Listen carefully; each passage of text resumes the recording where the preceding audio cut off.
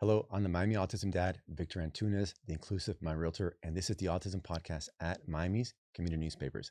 Today's guest is Cristina Gaudio. Cristina, welcome to the show. Thank you for having me. Thank you for being here. I've got a short blurb I want to read to kind of frame the conversation. Yeah. Okay, so Cristina is the Legal and Policy Fellow at the National Council on Severe Autism and a proud autism sibling. Cristina is dedicated to advancing evidence-based policies that support individuals with severe and profound autism. Her work focuses on Medicaid reform, housing access, and meaningful services for profoundly affected individuals. She also serves as a U.S. Air Force Reserve officer. Pretty cool credentials. Thank you so much. So, Cristina, the way I found you is I've got Google Alerts set up, and one day your article came across my inbox, and it was 10 slogans around autism.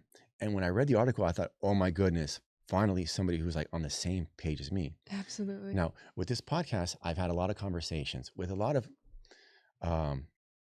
well-intentioned but misguided people. Yes. Because a lot of times people try to, in a good-hearted way, to frame autistic people like, oh, they've all got some superpower. If we can just find that, they'll be okay.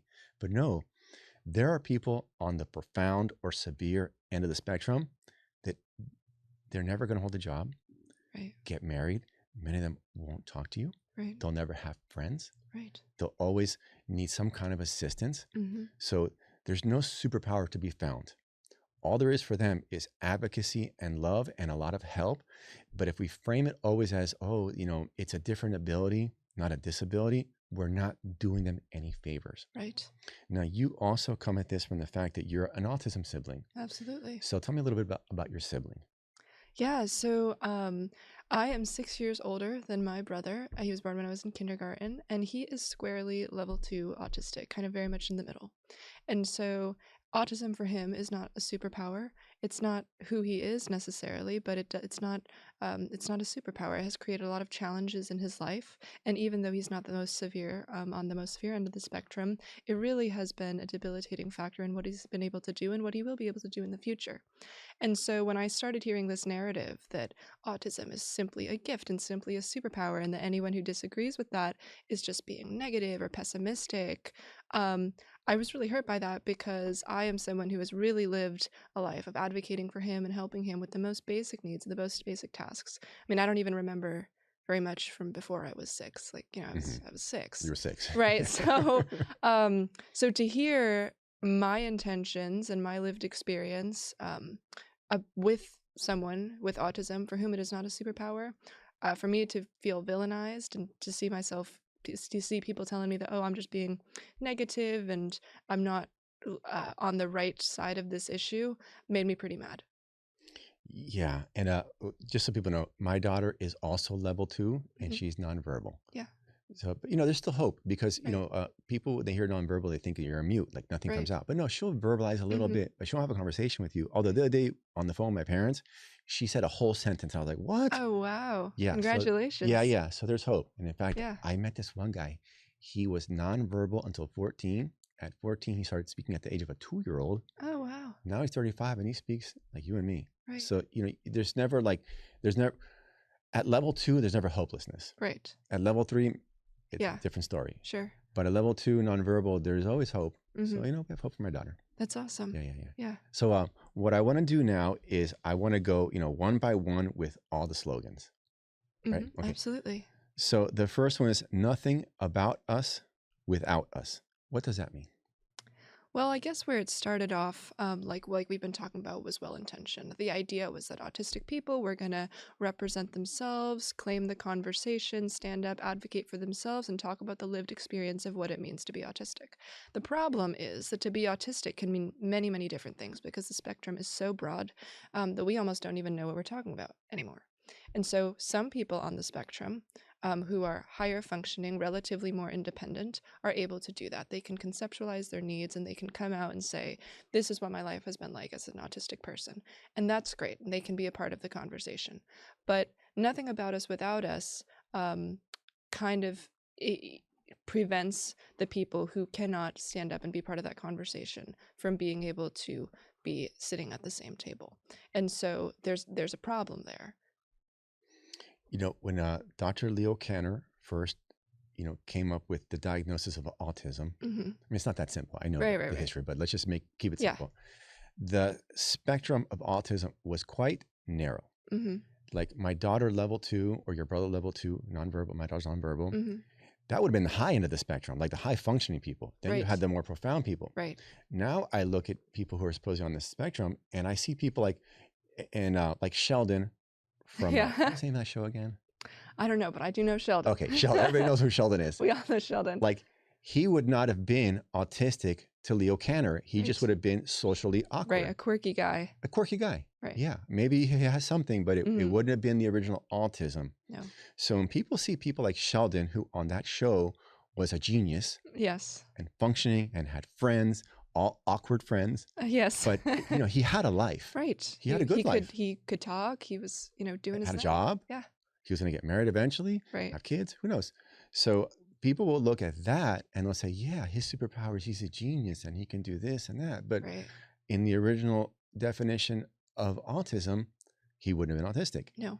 And then what happens with people like him, in the real world, is it because they are verbal, they can monopolize the conversation. Right. And then kids like your little brother or my daughter, unless we advocate for them, they get left out of the conversation. Right. And then I've had maybe not even well intentioned. I've had people kind of like try to shut me down. Right. Like, hey, you're not. Oh, wait a same. minute. Wait a Same. minute. Yeah. Okay. Right. I'm not autistic. You are. Okay, great. But you know Right. what? My daughter's autistic. So I have as much a say in this conversation as anybody else. Absolutely. Just like you do as a sibling. Right. And in fact, as a sibling, it's probably even harder being the sibling than a parent. Right. Right? Because you're a little kid, Yeah. you're only 6 years old, and all of a sudden Right. you've got this profoundly, or level 2 is not profound, but you've got this autistic Right. person that you're like, it's different. Right. And he will live with me eventually, right? Siblings bear this responsibility for their entire life, right? Mhm. Parents, they say that autism parents can't die. Well, eventually they do die. Mhm. And the I've never heard that before. They can't die? What? Well, they shouldn't die. It's supposed to mean, right? Like the services for people with severe autism Uh-huh. past school age, they don't exist. So there's this kind of drop off after the age of 22 where a lot of Mhm. those programs are simply overwhelmed. There's long wait list, there's a cap. They're not set up to handle it. And so people say like, oh, autism parents can't die.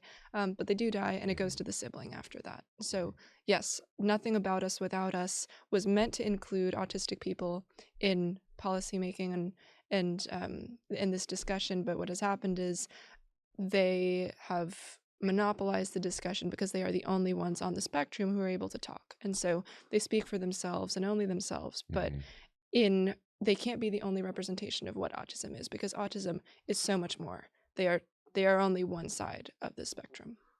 So, yeah, okay. And what would you say to people that say that people like you, we don't have authentic inclusion? Yeah, so I think someone who truly believes that, right, that representation by a parent or a guardian or a conservator or a sibling is not true representation, I would ask them to do two things. One is to go back and study the DSM-5. There are 3 levels of autism. Level 1 is those higher functioning individuals that we've talked about. They can conceptualize their own needs, they can advocate for themselves, they can express what they need, and they can stand in front of a microphone and say, this is what my life has been like as an autistic person, and that's great, and we can be happy for them, and that is welcome in the conversation. But then there is a whole nother side to this equation, and that would be level 3 autism and level 2. But if we're looking all the way down, right, it's level 3. And by definition in the DSM-5, level 3 is almost always nonverbal or minimally verbal, comes with severe intellectual disabilities, comes with co-occurring conditions. There can be seizures, there can be pica, there can be self-injurious behaviors, like really debilitating stuff. And representation in this part of the spectrum simply is not possible without a parent or guardian. There's no such thing as self-advocacy here, right? They can't conceptualize their own needs. So if that is no longer allowed, and if we're saying, oh, that's not real representation, then we are leaving out a whole part of the spectrum here. And we need to really, someone like that needs to focus on what the goal of representation is. It's not to like center someone's ego or to just paint a fluffy picture that is super nice. It is to bring attention and resources where it is most needed. So I would say someone who truly believes that needs to study the definitions of autism and then think their priorities about what representation is supposed to achieve. Mm-hmm.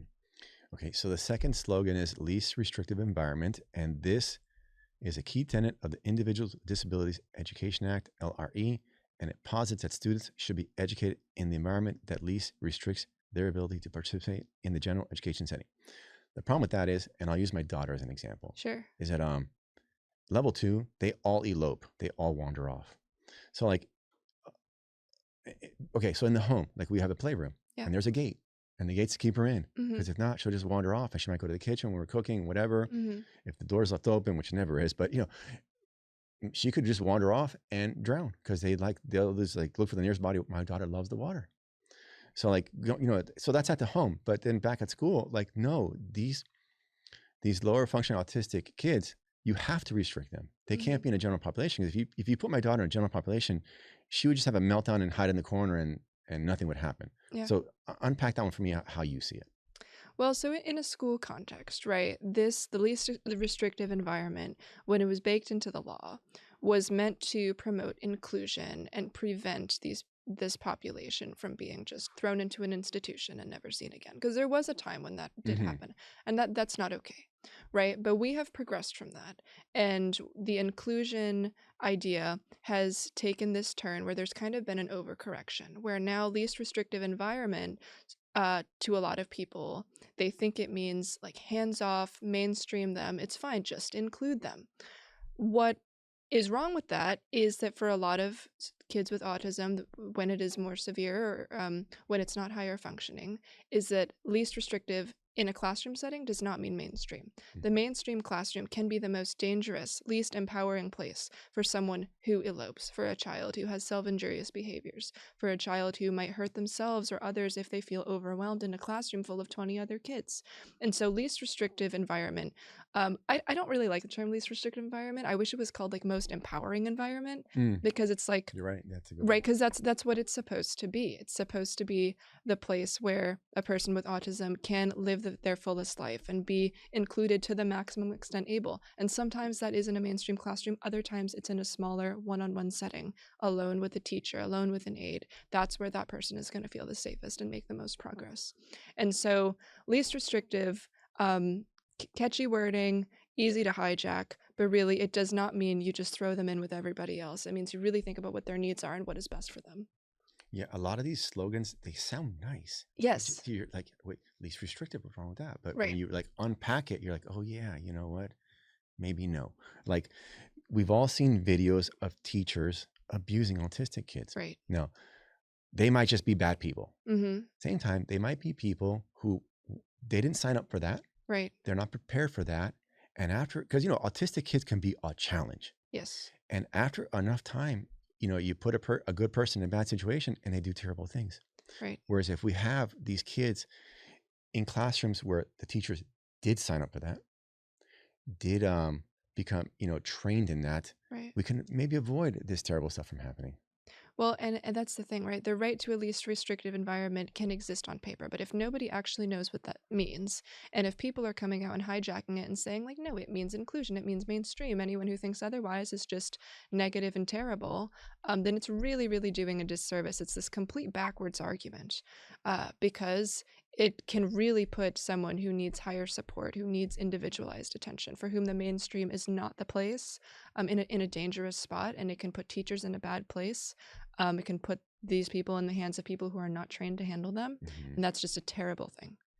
I also think that word inclusion has just become like so nebulous. It almost doesn't mean anything anymore. It's kind of representing this like overcorrection, like include, and it's this blanket policy where we can't even acknowledge any downsides to what mainstreaming everybody and lumping anybody together might mean, right? Like have everybody under one spectrum or include everybody in the same classroom or whatever. Where's the individualization? Where's the specificity of language? Where is the individualized attention in that, right? At a certain point, it's glossing over unique lived experiences. And it started out well-intentioned historically, right? We see that. There was this push from like genetics-based hate, and we're going to put them all in institutions, to like including them in society. But there has been an overcorrection, and now we need to come back to reality and say, what is actually the best thing here? And with least restrictive environment in the school setting doesn't mean mainstream as a blanket policy. And I'm speaking now as an autism dad about the word inclusion. Right. I realize that my daughter is not like a regular kid. She's going to have higher needs. And I'll give you an example of a conversation I had with this gentleman. He started autism soccer. Yeah. And I asked him, Oscar, why did you start autism soccer? He's like, well, I used to work at this town and we had a soccer program. Mhm. He's a former professional football player, Yeah. soccer. Yeah. And he's like, I would have autistic kids come and I had to turn them away. Yeah. Because if I have 10 players, neurotypical, and then one who's neurodivergent, the one that gets all the attention is going to be the neurodivergent one. Yep. And that's not fair to the other 10. Sure. But he also didn't like having to turn people away. So he started his own autism soccer league. Mhm. So yes, I want my daughter included as much as possible. Right. I also recognize that there are things that there has to be separation.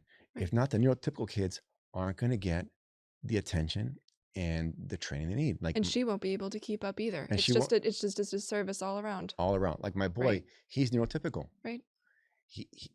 He gets different schooling than my daughter, and it has to be that way. If not, Absolutely. neither one of there'd be like a really crummy middle Sure. instead of good outcomes. Yeah, and I've seen both sides of the coin, and I know we're going to talk about this later, but like my brother was in the mainstream classroom or was in the public school. He wasn't always in the mainstream classroom, but he was in the public Mhm. school. They think they would like pull him out sometimes during the day, and he had like a special aid and stuff. But by the time it was 8th grade, it was clear that like for high school, he really needed something that was a little his speed, meeting him where he was, and that the public school system was not that. And so he was included, but that was not the best thing, and he can now be included in a different environment among peers that function more at his level, and he's getting more out of it because the instruction that he's receiving, the training of the teachers is specialized to what his skills are. I don't care if my brother can do calculus, if he's sitting in a calculus classroom and he's not, grasping anything, but I do care that he can brush his teeth and count money and do things like that. And if outplacing him into a special non-mainstream school was going to be able to do that, then I'm all for that. Mhm. And it's not because I'm negative. It's not because I'm trying to like exclude him. It's just reality. Now, these private schools and these charter schools that cater to these kids, Mhm. they're already doing the right thing, I think. Right. Yeah. But the public schools, they also have programs for these kids. Talking about public schools now, Yes. how should they rethink least restrictive? Well, so I think the thing with special education is that there's no one size fits all approach. And so what they need to understand is their job is that they need to put in the work to understand what is truly best for each child. They cannot take the word least restrictive and say, oh, we're going to mainstream them because it's cheaper than outplacing them, or we're going to just throw an iPad at them or give them an aid. For some people, it really is more than that. And so what they need to do is for every child, understand every single child is a unique case. So least restrictive for one student with autism might mean they can sit in the same classroom but use assistive technology. For another student with autism, it might be that no, outplacement is the best thing.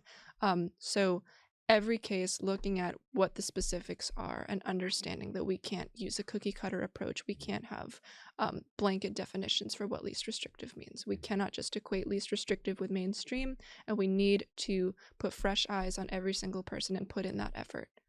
Yeah, that's such a tall order. I'm not even sure the public schools are like. Yeah, that's the other thing, right? Like, how high are we going to go if they don't have the resources to do that? But I think The resources. centering the student and listening to the parents, Mhm.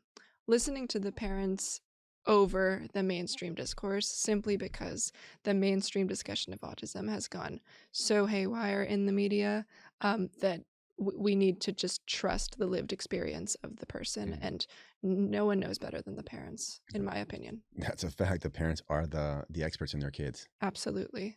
Okay, so the third thing on your article was the free and appropriate public education, FAPE.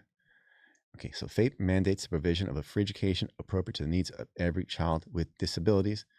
But the problem with that is, and let's stay with the public schools, just because if you're a Yeah. private autism school, you're already Sure, it's catering. different. It's different. So how does the public school do that? So it goes back to the individualized approach, right? There is no one size fits all. And we have to strike the right balance between inclusion and meeting the curricular needs, the development needs of every student. So what does progress mean for this student? Does it mean that they are going to be able to do kind of the same teachings of the mainstream classroom? They're going to be able to sit and write a paper, but they just need extra help? Or is it that the most fundamental human capacities of toileting, of, again, counting money, brushing your teeth, getting dressed, is that, or is it more like stuff like that? And so understanding, like a lot of people don't even know that there's people for whom that is what an education consists of, right? For some people with severe and profound autism, an education is going to be therapeutic before it is academic. And so recognizing that, understanding that, and utilizing that to craft IEPs, to stay updated on IEPs, because IEPs are, the burden is technically with the school, like to keep updating it and revising it. And if it's not working out, that's their job, to keep changing it until it does work for the student. And so putting in that work. Okay. So, back to the profoundly autistic, like toilet training, even at the high school level, is a skill that many of them haven't gained yet. Sure. So, going back to, like here in Miami-Dade County, we have what are called self-contained programs at the schools. Yeah. But that's just going to be for the higher functioning ones. Right. Like I remember I went to this one, it was a private school or a charter school for autistic kids, and they only took verbal kids. So my daughter couldn't go, which I'm fine. Yeah. I'll take her where they catered her.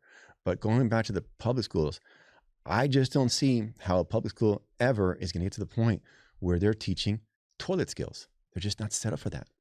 No, and so we would need some serious change for that to be able to happen, and money. Or until that happens, like outplacement for a lot of people is going to be, for a lot of parents, is going to be what they choose to do. And so that's the other problem I have with that word inclusion, right? Like include them.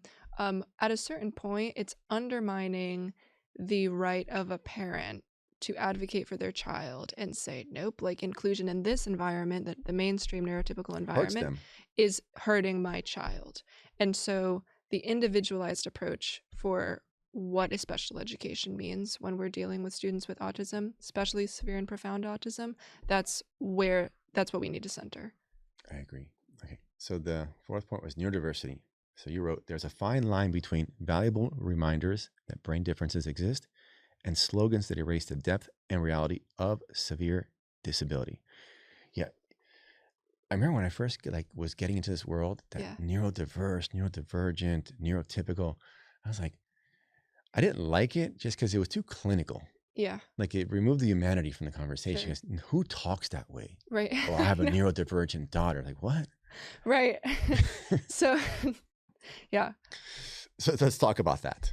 Well, so that's what happened. When I was in college, I was in a group that was advocating for, it was students with disability justice, and it had merged with another group, but pretty much the idea was that we were going to be advocating for people with disabilities. And I thought, great, like that's always been something that I want to do, like let me go join. And so we were on a Zoom call and I used the word special needs, and oh my gosh, the chat just like blew up, like you can't use that word, blah blah blah. The word is neurodivergent, or you use either neurodivergent or disabled. Now I've got a problem with both. Neurodivergent, first of all, I mean, it's a mouthful. I was like, oh my gosh, like who talks that way? It's like chewing spaghetti, like a mouthful. Right. But like, okay, if it means something, it means, if you're a clinician, it means something, but to the layperson, like what? They're like, what? So nobody talks that way. But if we unpack like literally what it means a brain difference. And I'll get into what that means in a second. Then there was the word disabled, which I also didn't like, because I was like, we just don't say that. I mean, that's just reductive. It's bad. Like, I don't like either term. But neurodiversity, very literally, it means that the brain is different. And that's true. The brain is obviously different. But all our brains are different. All of our brains are different. And it started out well-intentioned. It started out with this intention of promoting inclusion and acceptance. And, oh, it's just they're one of us and they're a part of our world. And that's totally true. Right? Autistic people, no matter how severe you are, we all love our loved ones. They're part of our world. They're here to stay. But when we use the word neurodiversity and we boil this whole thing down to just another difference, just another quirk, it obscures the very real challenges that a severe disability can have. A severe disability is more than a difference. It is more than a brain difference. It is a debilitating, lifelong condition that is going to require serious help and serious support that our society is not set up to give. And so this word neurodiversity obscures all of that, and Before you it's continue, though, crossed that line. the Yeah. lifelong care, this is where I think that some people that aren't in this world will get hung up. But wait a minute, Sheldon, he didn't need lifelong We're not care. talking about Sheldon. I know And we're not. that's what they don't understand. Yeah. It's like, the people like Sheldon dominate the media portrayal Yes. of what autism is, but they only make up a certain percentage of the A spectrum. small A percentage. small percentage of the spectrum, right? For everybody else, this is not some superpower. They are not Sheldon. They are not out here It's acing kryptonite tests is what it is. right. It's exactly. And so the line between including and accepting and then obscuring very real, very relevant truths to a degree that is preventing resources and help from reaching us, that line has been crossed. So that word neurodiversity at this point is not adding anything. And as an autism dad, Right. I'm not a clinician, I'm not an attorney. I don't talk my neurodivergent daughter, my autistic daughter. And I also don't say my daughter with autism. Like one of my the third podcast actually was these high functioning autistic girls. And they said, we don't like being called people with autism. Because then it sounds like we're carrying luggage around the airport. Like, no, I have autism. I'm an autistic person. Right. It's part of my identity. So like with my daughter, like the neurodivergent, I don't talk that way. It's my autistic daughter, and that's it. You also use this word neuroreality. Unpack that one for me. So I prefer that. And as I was writing this article, I was like, what is my problem with neurodiversity? The problem that I have with the word neurodiversity is that it obscures reality. Yes, it is a difference, but it's boiled this whole thing down just to a difference and obscured the very real challenges. So what families in this part of the spectrum, or even families like mine for whom autism is not always pretty, it's not a superpower, right? They would prefer that the media be talking about our reality in terms of what autism is, right? My loved one needs help brushing his teeth. He needs help with hygiene. He needs help with those things. That's our reality. It's not just a little quirk. It's not just a little difference. It's a serious, lifelong condition. And that's the reality, and that's where this conversation needs to shift. Yeah. I'll also say, because we both have level 2 loved ones, it gets a lot worse. Yes, it does. Because I go to this autism dads group, Mm-hmm. and so there's dads with kids of all different levels. And level 2, my daughter does a lot of work, but she's not violent. Mm-hmm. She's not self-injurious. She doesn't wear a helmet. So it could be a lot worse. We once had this guy come in, and he only came one time, and he talked about his son. And when he was done, you could hear a pin drop.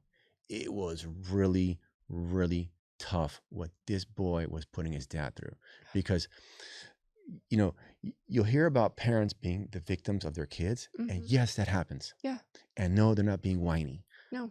There's some kids they're really big. Maybe a year ago, there was this one autistic young man. He's not a boy, 17. People, a child. That's not a child. No. 17, you're a young man. This young man was 6'5", 300 pounds. He attacked his teacher, and there's a video of it. He was going to murder that woman because he was beating her head into the ground, and he really was going to kill this woman because she was maybe 5'5", maybe 125 pounds. Like a woman. First, he pushed her from behind. He launched her across the room, and then he got on her, and he was going to beat that woman to death. So, level 2, what I have, not that bad. Sweet little girl. But with the profoundly autistic or some of these bigger kids, it puts some parents in really bad situations. I talked to this lady the other day at Firestone. Her boy's 16 years old. He lives in a group home because he got violent, and she had to get him out of the house. There's so many stories like that. And that's what I'm saying. Why are we not talking about that? Are we going to look at those and say, oh, that's just a difference? I mean, what commonsensical person is going to take that stance? It's insane to me. Yeah. Okay. So the next one is acceptance, not awareness. And I'll read the first sentence here. While this term is meant to move the public beyond the stigma of disability, for severe autism, acceptance without support means families are told to accept the suffering of daily aggression, sleeplessness, and lack of communication as if these were mere quirks rather than true emergencies. Explain. Well, what's happening is that the acceptance, not awareness thing, again, started out well-intentioned, right? We need to accept it, But accept it how? Accept it as is. Are we going to look at that boy who was beating up his teacher, right? It's clearly a function of a disability.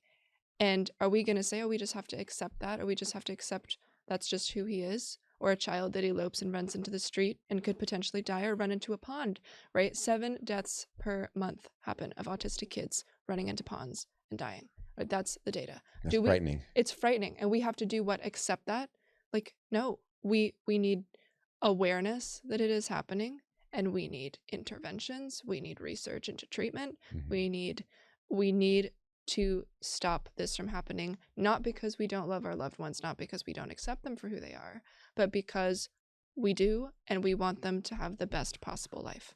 Yeah. And that word acceptance, it's like you're normalizing suffering. Absolutely. And I'll go back to that 17-year-old young man who beat his teacher.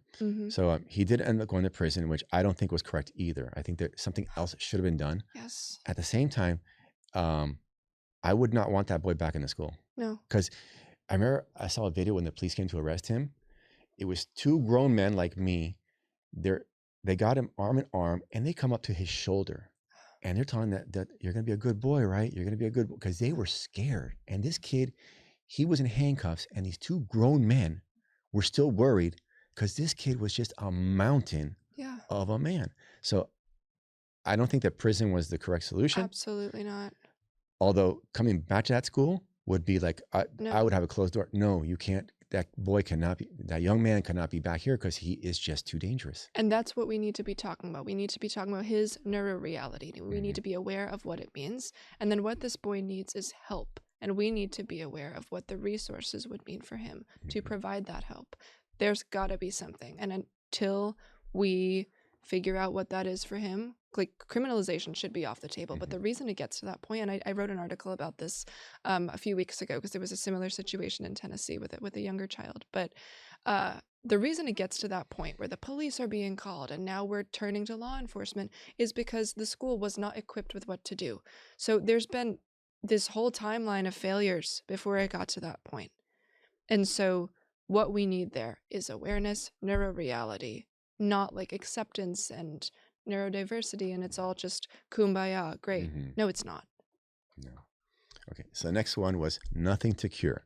So you wrote, the neurodiversity movement has often claimed that searching for autism causes and cures denies the validity of autistic people's existence, and that science should instead focus on providing supports and services. Unpack that.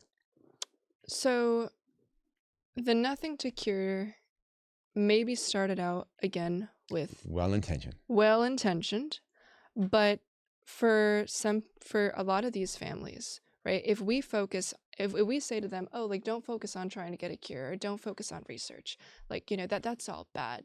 We just need services. Services might mean an element of a cure, and for this part of the spectrum, it often does, right? If someone cannot function without being medicated, or if being medicated is what's going to allow them to be able to get out of bed and function and live the more full life, what is wrong with that, right? And so to corner parents and say, if you want a cure, if you want treatment, then you just don't love your child and you're an ableist and you're taking the wrong approach with all of this, that is to completely undermine the right of a parent to go out in search of a better life for their child. Before my daughter was diagnosed with autism and I was in this world, I always had like a visceral reaction against drugs. Yeah. Why? Because I think that a lot of kids are drugged out of convenience for the educators or the parents. Yeah. At the same time, there are some kids where drugs is the only solution. Absolutely. Because like that young man who's 6'5" and 300 pounds, maybe he needs to be drugged or he's going to kill somebody. Right. Or the kid who's wearing a helmet because he's going to bang his head against the wall and kill himself. Well, that kid also has to be drugged. Right. But these are things that, if you're not in the world and you don't see it firsthand, like I always thought that there's a certain population of kids who are being drugged out of convenience. Yes. Then there are kids that they really do need it. Right.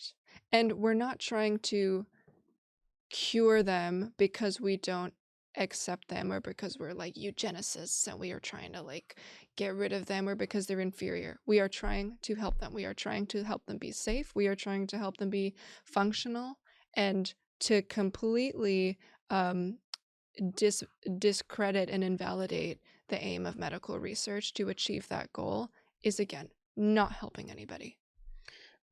I know this is a big question I'm going to ask you here, Yeah. and maybe like not like because you're not a doctor, but Yeah. maybe No, you can it's help. okay. Okay, so how do we bridge the gap between medical research that's really needed and ableism?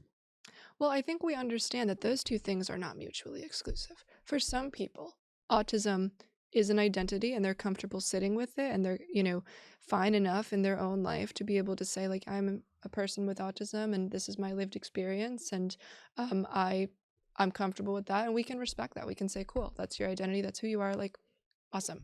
But for a whole bunch of other people, they are not okay with just sitting with severe autism, with profound autism, with forms of autism where their loved one is really in danger, not having the best quality of life that they could be. And those families deserve answers. They deserve treatment if they want it. They deserve answers about causation, about treatments, about interventions, about cures. And so for people on one side to come over here, hijack their lived experience and say, no, but you can't do that. You can't chase a cure. Otherwise, like, you're the bad guy, is completely two people crossing lanes. So if you're okay sitting with autism as an identity, good for you. But there's a whole bunch of people that aren't, that deserve answers. And so we need to let those two things sit side by side.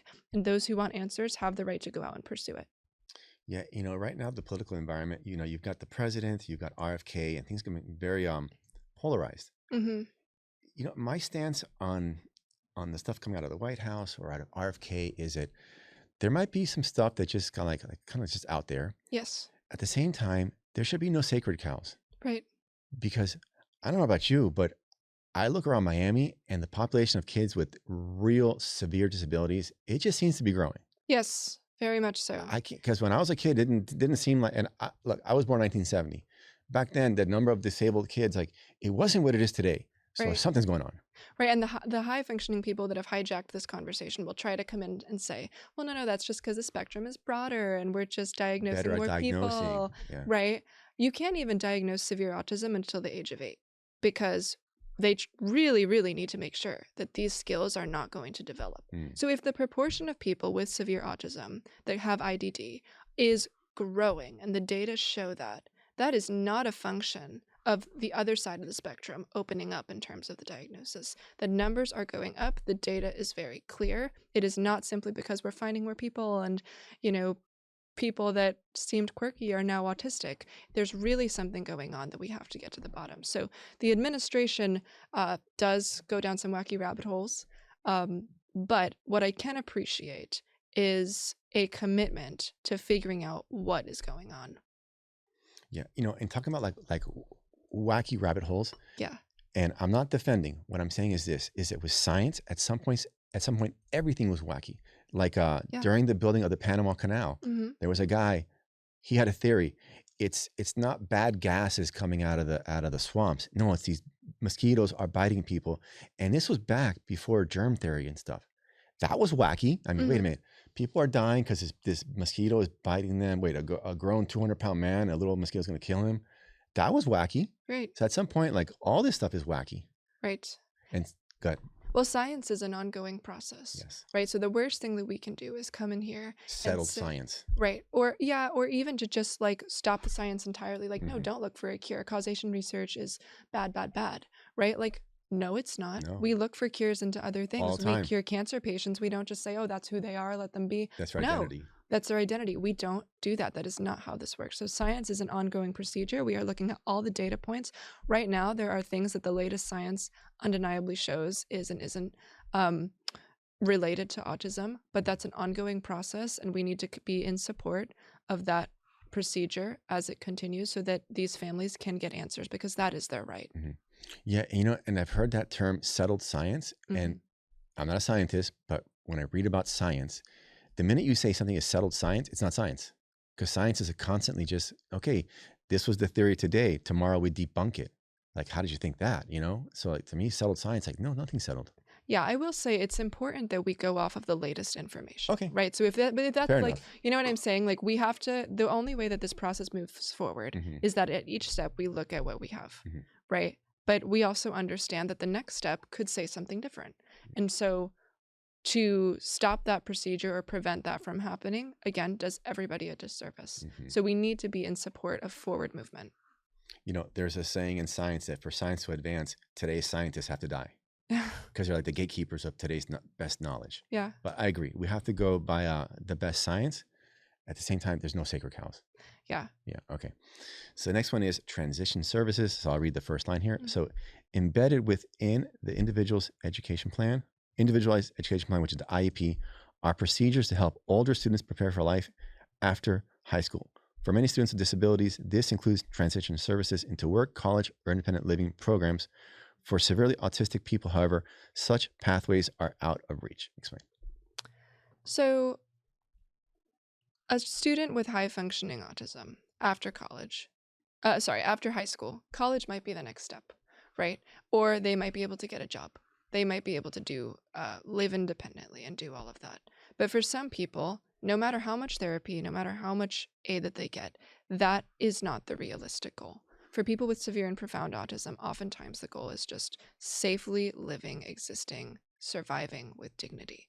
And when we put goals in front of them that are out of reach, or we say that transition services means one thing, or we kind of have this cookie cutter idea that like for people with autism, like college, independent living, that's the next step. Like, no, that's not always true. So what we need again is to fully understand what this population is capable of and what it is not, and then start setting up transitions into the next step for this population. And right now that's what's missing is housing solutions, is safe residential facilities that are going to not only supervise this population, but keep them medically and behaviorally supported, keep them meaningfully engaged, keep them functioning to the max extent that they are able to do.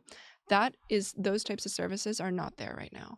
And so we need to redefine what transition services mean so that it includes everybody. Yeah. Housing these kids as they age out of the system, that's going to be it is a major economic ticking time bomb, because this cohort of kids with autism is growing. Like I saw some data out of California, and they supposedly have the best data because they track the best. 1 in 12 boys is autistic. That's like 8% of the population. Right. So and then what percentage of those kids are going to be profoundly autistic or going to need, all these services as adults? I don't know what it is, but it's a big number. Sure. And I don't think that we're $37 trillion in debt. So we're not in a good place to. Absolutely not. So we need to be thinking about that like really hard now. Period. Absolutely. No sacred cows. Yeah. So, so all of this stuff that we're talking about costs money. Yeah. So, going back to Sheldon, people say, well, what's the harm of calling Sheldon autistic? Mm-hmm. This is the harm I see in it. And we spoke about this earlier, is that there's only so much money to go around. Yep. And if Sheldon gets in line for services before my daughter or your little brother or even more profoundly autistic people, the money runs out. Right. So people who don't really need it end up getting, because they're like, well, why would I turn down free money? Right. I kind of get that too. But the reason that we shouldn't give you free money is that because the kids who do need it, or the adults who have aged out of the system, they're not going to get it. So calling people, these who are just like socially awkward, autistic, as if they're all the same is such a disservice. Completely. Such a disservice. Okay. Next one was high support needs. So this newer term is sometimes used in place of severe autism.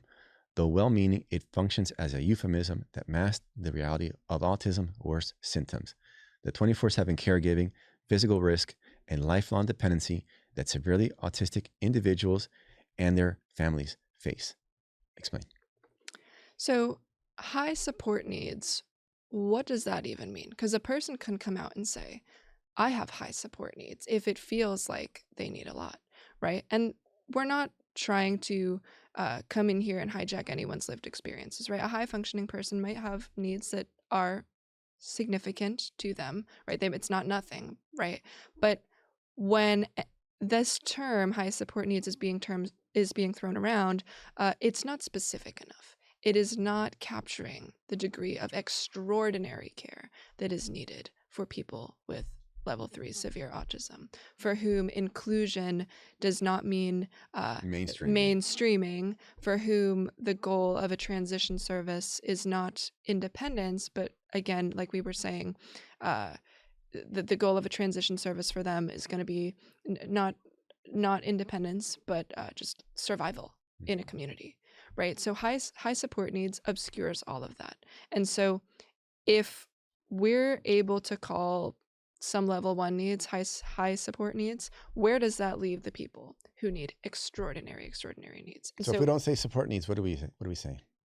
Extraordinary care. But again, some people, like, that is a language that is used in CMS, and you'll see it written like on Medicaid waivers and stuff. But high support needs, when that's thrown around, people then all of a sudden equate them as the same thing. And so all of a sudden Sheldon has high support needs, right? And like, maybe he has needs, but this is not what that term is meant to capture. And so this term now means nothing at all. Now, okay, so there's extraordinary needs, but there are like high support needs. And I'll give you an example. I had this violin duo on the podcast. Yeah. They're both high functional autistics. Mentally, they're in the same place. But one of the girls, she is blind in one eye and deaf in one ear. Yeah. So she needs to be driven around. Right. She needed me to help her walk through the maze that is this newspaper. So she doesn't have extraordinary needs. Yeah. Because she is toilet trained. You know, she can feed herself, bathe herself, clothe herself. But she does have higher support needs than her friend who has 2 good eyes and 2 good ears. So there is a place for support needs. Absolutely. But going back to what this was meant to mean, that woman, yes, she has support needs. She needs assistance. She can't drive herself and stuff like that, but she could still play violin. Yes. She could still communicate that to you.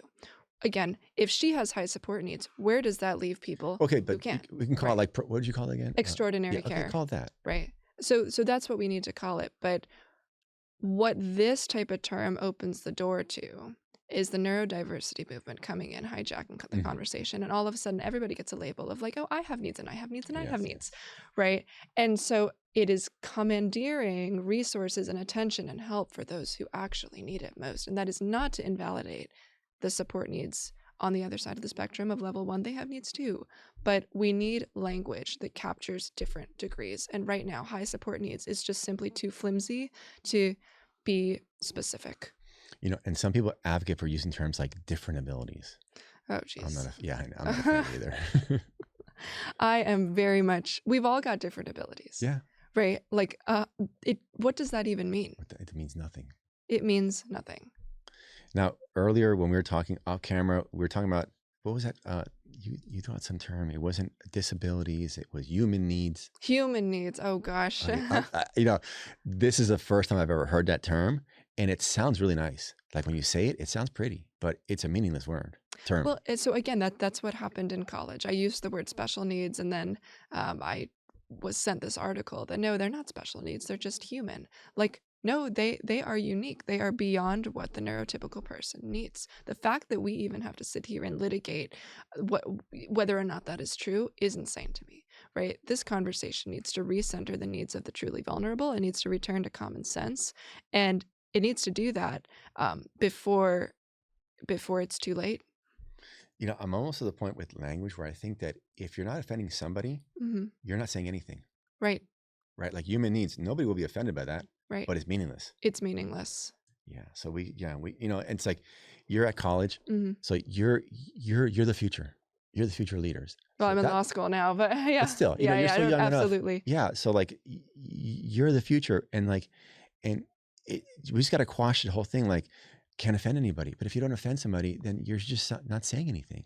Well, and I wrote another piece on this for the NCSA blog, but pretty much everyone's got a breaking point. And I've grown up in a different generation than you, where people my age are very, very good at hiding what they really feel in the name of social survival. So if you're on Instagram and there's one socially approved side of a hot button issue, you're not about to comment what you really feel. You're going to just scroll or pretend to like it or something so that you don't get completely vilified. But again, everybody has a breaking point. And mine was when I saw the autism, the whole neurodiversity thing, respinning autism into something that was soft and fluffy and something just a total superpower, and to be celebrated at all costs and not talked about in a negative way under any circumstances.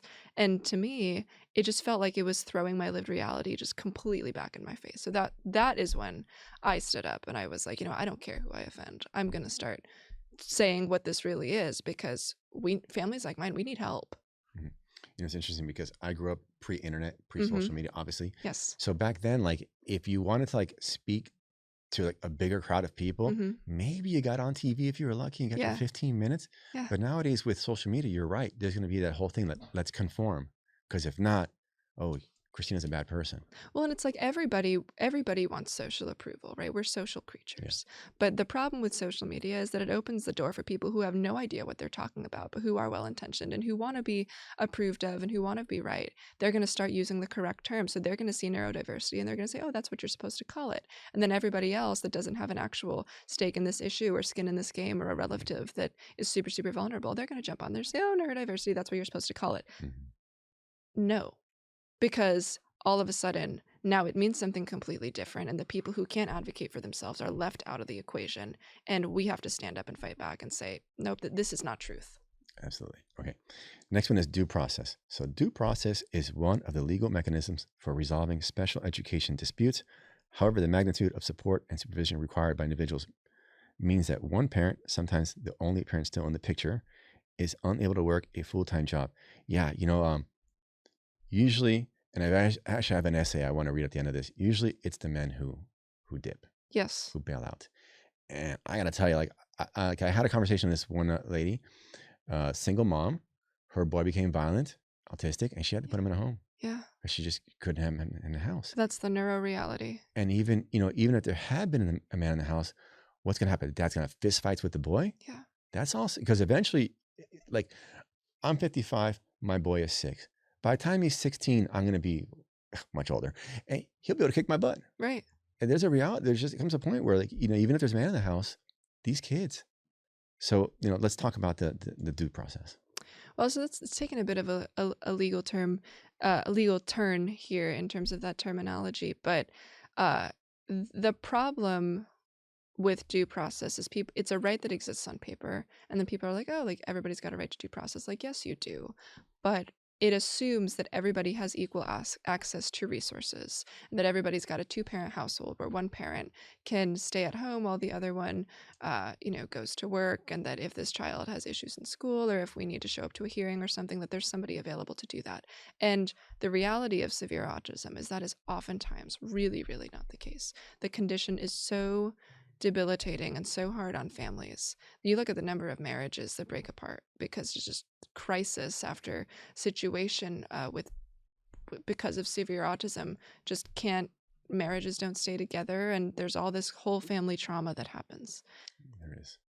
Okay, so let's talk about community inclusion. Mm-hmm. So a guiding ideal of disability services policy, community inclusion is meant to ensure that people with disabilities are able to participate in society. For adults with severe autism who have aged out of school-based services, however, community inclusion simply means the ability to stay alive. Unpack that. So we talked a little bit about this when we were talking about transition services, right? Like what are different people transitioning into? And for a lot of these adult services, the language that they use to fund it is based on the end goal being independence. And for people with severe autism, a lot of times that is not possible. The goal still, like we said before, needs to be just survival with dignity, survival with safety. That's what it means for them to be included in the community, to remain a part of our world. It's really just keeping them alive. And I'm not saying that to be negative. I'm not saying that to be pessimistic. I'm saying that because it's the truth. And so community inclusion does not, it sounds great, and I am all for including this population in the community, but we have to understand that what that means specifically for them is keeping them alive. And that's going to be residential services with 24/7 oversight that really are equipped for complex medical and behavioral needs, that can watch over them 24/7, that can prevent them from eloping. There might need to be locks on the doors, or an extra gate, an extra fence, a camera in a group home. That's what community inclusion means. It sounds scary, it sounds restrictive, but if that's the only way that this population can stay alive, that's what community inclusion means. You talk about putting locks on the doors. Yes. And that does sound scary. Yes. Because the reality is that for the profoundly autistic, yes, who are self-injurious or who would just walk off, they're almost living like prisoners. Yes. And it's for their own good. It's for their own good, and you have to, like, see the side of autism that is not so pretty to like understand that. It's not, we're not talking about putting locks on the doors for the high functioning people. We're not trying to lock anybody up who can be free and independent, right? We are talking about people who, if there is no lock on the door, they're going to run off into a pond and drown. And so this really is the only way to promote community inclusion, because it's the only way to keep them alive. And that's really all that this comes down to. Now, what frightens me about, putting locks on the doors is that, if you have parents or siblings who can keep an eye on you, Mm-hmm. then, that can end well. Yeah. But what happens to the adults who are put into these facilities with no family advocates? How are we making sure that they are well taken care of and that we don't have the abuse that we've all heard of? And that's the problem. Like, we're not doing that right now. We're not doing that right now because, one, the 24/7 residential facilities that would be needed to house this population and to keep them alive simply don't exist. And so these people, they age out of school-based services and they live with their parents until their parents die, and then they've got nowhere to go. And what we would really need is to understand the needs of profound and severe autism. None of this can come without understanding. We have to understand that this is truly what they need. Then we need to move forward to start restructuring our system so that they include appropriate housing solutions for these populations, that include the cameras, that include the locks, because it is what keeps them safe. And us as parents, or even you as a parent, me as a sibling, us as family members, like, my brother would not need that type of support, but I understand that there are people that do, because I've worked in this space. And so it's important to me that I'm spreading that awareness so that we can get those services built, because the people that need it really, really need it. My daughter won't need it because she's got family. Yeah. And a little brother who will always take care of her. But if she didn't have that, unless there's a big progress, she would need a facility with locks. Because if not, she would just walk off and find a pond. Right, because you said she elopes. Yeah. Yeah. And like, you hear the statistic that 50% of kids with autism elope. That's baloney. They all elope. You let go of their hand, they're all gone. My brother, he never I'll push back. Like, he never would like run off like that. Not run off, but dudes just walk off and. But he would, like, if you put something that he liked in the middle of the street, like, he would just like, ooh, and like go run after it, and there's a car coming, right? So, the oversight is what they need. They need someone watching them. They need someone taking care of them all the time. He won't be able to live like on his own because he just won't fully keep himself safe. He can do some of what he needs. He can do some things independently, but he will always need somebody. And that's where we are. But in the level 3 space, the really, really scary side of autism, they need 24/7 oversight, and they need cameras because they're so vulnerable. And locks on the doors, all of that, because they just can't do anything independently. Now, you also use the word dignity, which could mean almost anything. What does it mean to you? To me, it means dignity for you and me is like, we can protect our own privacy, right? Like, I'm going to go to the bathroom and I'm going to know to shut the door. If I'm getting changed, I'm going to know shut the door and stuff like that. Like, I can protect myself like that. But for some people, for these people, I should stop saying some people, level 3 autism, right? They don't know how to do that. So they need somebody else to uphold their privacy, to protect them from harm, to keep them living and existing in a way that is upholding respect for them as a human being. And so these things that sound scary, the cameras, the locks, that is so that we can see if someone has harmed them, so that we can make sure that they're not running into the street, so that if they are going outside, it's with someone else who can look after them. That is all for their dignity. And every now and then, speaking like adults or just wandering off, I'll see these news alerts about adults that just wander off and gone for days. It happens. And that's what people don't understand. In this part of the spectrum, it's not like adults with autism all of a sudden, when they age out of school-based services, they don't have autism anymore. Like, no, they become adults with autism, and their outcomes are not good if they don't have family. And not everyone's got family, and families die, and parents aren't going to be around forever. So we really need to get these systems in place. We do. Okay, so some people would say, okay, autism, it's between like 10-15% of the population, which is a lot, but it's still a minority. And then severe or profound autism is a minority within a minority. So why care so much? This is an issue that is going to affect everybody very soon. the CDC, as of 2023, has published that of the autism spectrum, they estimate about 26.7% of people, so between a quarter and a third on the spectrum, are profoundly autistic, right? And that population is aging. And so these services do not exist, and this population is aging faster than the services can catch up. So we're going to reach a point within the next 30 years where our healthcare system is completely overwhelmed because you've got all these adults living in helmets and diapers that can't conceptualize their own needs, that can't testify on their own behalf, that can't tell you if they've been abused or anything like that, that can't live without a parent who's going to help bathe them and brush their teeth and all of that. And so if we do not get this system built now, not only do we have a healthcare crisis, we're going to have an economic crisis because we're going to be scrambling to get these people looked after in real time in the future. And so we need to get ahead of this before it is too late. This is an issue that everybody should care about. Autism does not discriminate. It affects you. It affects me. It can affect your unborn child. You don't know. And so this is something that we all need to be concerned about. We need to get to the bottom of, and we need to get ahead of it. It sounds niche until it affects you.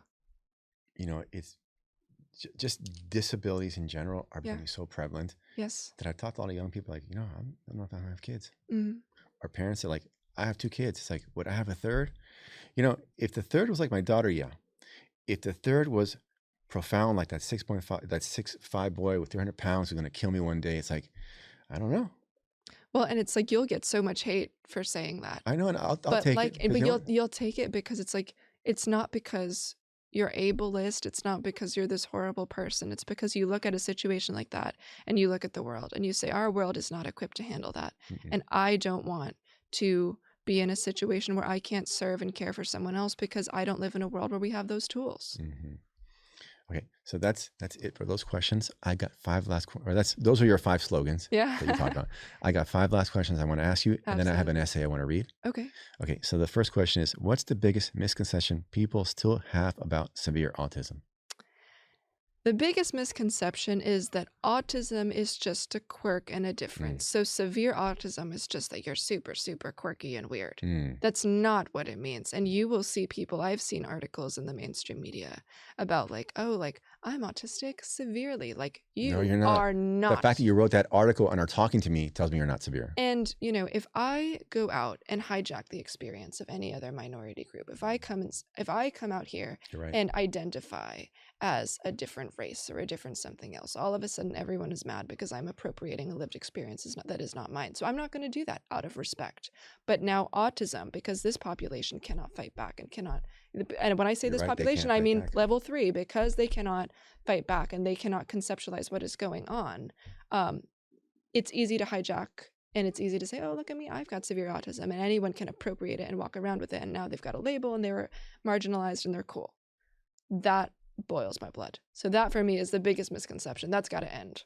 But it's not just level 3, because level 2 you can't advocate either. Absolutely. Like my daughter, right. she can't. No, exactly. It's not just level 3. It's anyone for whom autism is not a quirk, which honestly is a lot of people.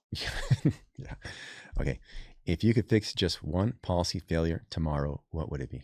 I think it would be redefining inclusion in practical terms instead of aspirational terms, right? We need to look at what inclusion means for people who can't be independent, because a lot of the language surrounding the funding of these programs, of the Medicaid waiver programs, of home and community-based services, is contingent on independence being the end goal. And for some people, that's simply not possible. And even us as neurotypical people, right? Like I want to get married. Like I'm not going to just be super, I am independent, but like I'm always going to, I'm a social creature and I like being with other people. And so what I like better is like maximum functionality. That needs to be the end goal. Mm-hmm. And if that means for that person and what that means for that person, and if that just means living safely, if that means being supervised and having the resources so that they can navigate the world and not get hurt, that's what inclusion needs to mean. And that redefinition of inclusion, not in terms of this aspirational just independence and happy-go-lucky, keep them with everybody else.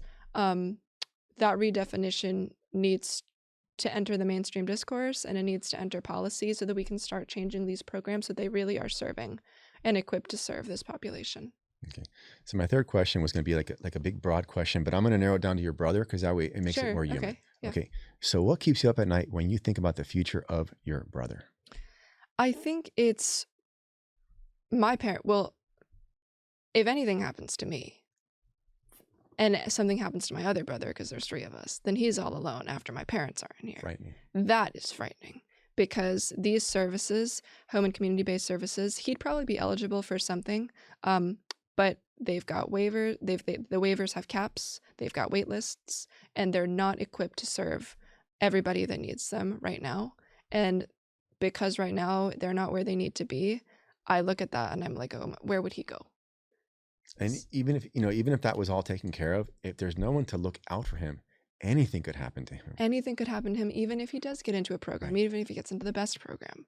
You know what I'm saying? So that definitely keeps me up at night. And then not just about him, about this whole discussion of severe autism, knowing that there's thousands of people worse and more affected than him that are aging out of school-based services and now have nowhere to go because HCBS, home and community-based services, do not have programs that are set up for residential care, 24/7, serious behavioral and medical support. A lot of those programs are more like part-time, or again based on independence being the end goal, and a community inclusion in a way that only speaks to high-functioning people. To know that there is nothing yet or very, very few places in the country that do it well that serve this population, and that there's thousands of people aging out of school-based services, that is terrifying. Okay. So this next question: exclude advocates and exclude the profound. Okay, so who's missing from this fight that absolutely needs to show up? I think the layperson, the average person, and I would even say like the young person who is tempted to jump on the neurodiversity bandwagon, who is tempted to go with this good sounding stuff that, oh, it's just a difference, it's just a subtle quirk. Anyone who's tempted to start to believe that needs to show up to the real fight by saying, whoa, hang on, is that really true? I'm seeing one person with autism, like Elon Musk, super smart guy, high functioning. He's not even autistic. He's not even autistic, but like, someone Sheldon. Okay, they'll see Sheldon, they'll be like, oh, Sheldon's autistic, but hang on, there's someone else, an adult in a diaper and a helmet, and they're autistic. So is it really all good, right? That person needs to enter the conversation, ask questions, and bring it back to the truth. That's who needs to show up. Now, excluding the bandwagoners, okay, regular kids who are on the bandwagon, why should they care?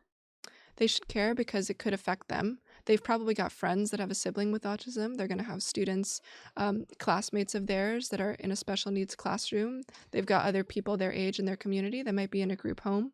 And as this generation ages, that population ages too. And like we said, in 30 years, we've got a crisis coming down the line in terms of housing and healthcare if we don't act now. So they need to care. Yeah, they do. Okay, last question is, what's one truth about severe autism you wish the world understood? That it is not a superpower. It's not a superpower. That it is not a superpower. My boss said to me very early on, she was like, I think you understand not every disability is a superpower. And I was like, absolutely, like we are totally on the same page there. And that's why I came to NCSA, is that they're very, very honest about the fact that severe autism is not a superpower. I'm not saying that because these people don't have value in our world. They do. They're here to stay. They're part of our community, but we need to serve them better. And for as long as we are saying, oh, autism is a superpower, we are ignoring them. Mm-hmm. Okay, so that's it for the questions. I have a friend, Kat Magnoli. She has spina bifida, and she writes children's books. So she asked me to write an essay for one of her books. Yeah. So about, my experience as an autism dad. Sure. So I started writing it, and I realized that there's 2 essays here. There's one for adults, which is a little bit darker and just darker. Sure. Then there's like the one for 6-year-olds. Okay. I'd like to read the one that's for adults. Okay. And I also want to say that I'm part of this autism dads group. Yeah. And these are all dads who have decided to stay. Yes. But how many are on the fence? I don't know. Like that guy who, the pin drop guy. Yeah. Wow. Yeah. Wow. It was just really frightening what he went through. And then, when the dads leave and they leave the moms alone, all sorts of terrible things can happen. Yeah. So I want to dedicate this to the fathers who stay. That's actually the name of Yes. the essay. Okay. So this has been the Autism Podcast at Miami's Community Newspapers with Cristina Gaudio. Thank you for joining us, and we'll see you again next time. For the fathers who stay, for the men who remain present when their child does not respond, does not recognize them, does not meet their eyes, does not say their name. For those who wake up every day and choose responsibility over relief, consistency over comfort, and presence over escape. For the fathers who are not promised gratitude, progress, or understanding, and stayed anyway, this is for you. My autistic daughter has never said, "Daddy, I love you." It's okay. Yeah, she has no friends and never goes on play dates. This is not because she's unloved. It is because she does not speak. I read this many times, so I wouldn't do this. Do you want me to read it? No, I'll do it. And her world does not look the way most children's worlds do. She is my daughter. I am her father. This is not an explanation. It is an account. When my daughter was born, everything felt bright. She laughed easily, played eagerly, and reached for the world with hands full of curiosity. She made eye contact. Her early milestones arrived exactly as the books promised. Her first babbles, her first steps, her first smiles that filled our home with light. Back then, I thought I understood the road ahead. I didn't know those early days were the last time things would feel simple. Even then, without knowing why, I treasured them. Then small changes appeared, so small they almost slipped past me. A sound she didn't repeat, a word she once knew fading away, a drifting look. At first, I tried to explain it away. It's just a phase. She'll catch up. She'll bounce back. But late at night, when everything was quiet, I felt something I couldn't name. It was the first moment I felt her light dimming, and I didn't know how to stop it. Around her second birthday, the changes grew impossible to ignore. The words she once had slipped away. Her attention drifted. She stopped turning when I called her name. Other children ran toward their father's voice. My daughter didn't notice. Her daughter explained she was experiencing regression. Knowing the term helped me understand the pattern. It did nothing to ease the pain. I wanted to reach her. I wanted her to come back. I wanted to be her daddy. But she was drifting, and I couldn't reach her. That was the first time I felt real sadness as her father. A sadness heavy enough to sit in my chest and stay. Later came the word autism. The diagnosis explained what was happening. It did not fix the helplessness that had already rooted itself inside me. So I tried to follow her. I watched her hands as they moved again and again. I saw how bright lights, loud sounds, and growls made her withdraw. She no longer used speech, but she still reached for me sometimes. She still sat close. She still allowed me to be near her, even if she didn't look at me. I was learning her world, but I missed the version of her I used to know. That sadness didn't break me. It reshaped me. It made me pay closer attention than I ever had before. Some children leap forward with big, noticeable milestones. Her progress arrives quietly, almost hidden. A brief shared moment, a calmer reaction to something that once terrified her. A tiny gesture that proves she understands more than she shows. To most people, they're invisible. To me, each one feels like a rare patch of sunlight breaking through a cloudy day. And yes, sometimes I wish the steps were bigger. Sometimes I wish the world opened more easily for her. Sometimes I wish I could carry every burden for her. But she moves at her own pace, and loving her means honoring that pace, even when it aches. She is 8 now, still nonverbal, still communicating in ways you have to learn to recognize. Some people think without words. A child cannot be understood. But I know what she means by the way she hesitates before entering a room, by the way her body softens when she feels safe, by the slight lean towards me when she wants closeness. Her voice exists, not loud, not typical, but it is there for those who understand her. Yes. I wish I could hear her say, "Daddy." Mm-hmm. That longing never goes away, but neither does love. It just grows around the longing, like a tree growing around a stone. Being her father means living in two worlds. The bright world I once imagined, and the quieter world she actually inhabits. Some fathers leave when life stops looking the way they expected. Some leave the house. Some stay, but pull away inside. Some decide they cannot carry the weight. I stayed. Yes. By staying, she teaches me patience, the kind that waits without expecting applause. She teaches me resilience because she faces challenges daily. She teaches me authenticity because she never hides who she is. She teaches me presence because her world only opens when I slow down enough to meet her there. Some days I feel strong, some days I feel lost, but every day I choose to walk beside her. Yes. Even when she is unaware of me, even if our paths never fully touch, this is what fathers do. Kids with autism aren't broken, but some, like my daughter, will need help for their entire lives. This is the truth. Some will never speak. Some will never make friends. Some will never graduate. Some will never live on their own. Some will never get married or have families of their own.